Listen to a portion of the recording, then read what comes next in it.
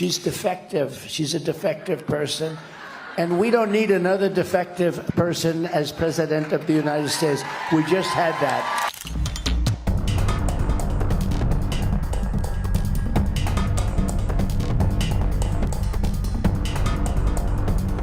She's defective. She's a defective person.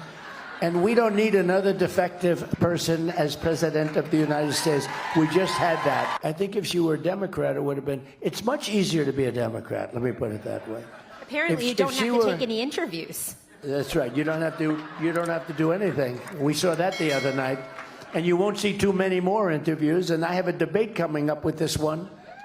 And she didn't want to debate.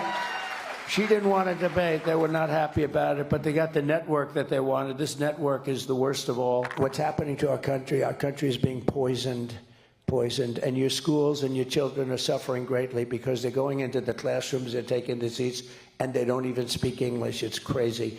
And we have our people that aren't going into a classroom. We have students that were there last year. They're not allowed into the school this year. They're not allowed.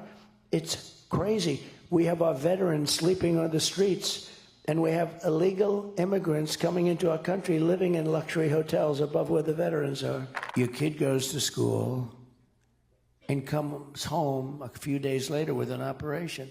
The school decides what's going to happen with your child.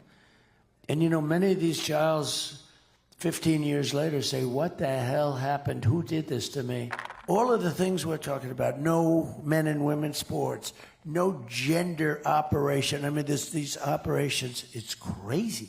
You know, I don't know if you know, Europe has gone totally away from it now. Yes, sir. We're way behind them. They don't do it anymore. And this is just horrible. But who could even believe this is happening? So think of it. You have these parents that end up in fistfights at school meetings, and the parents mean well. They end up getting arrested, put in prison.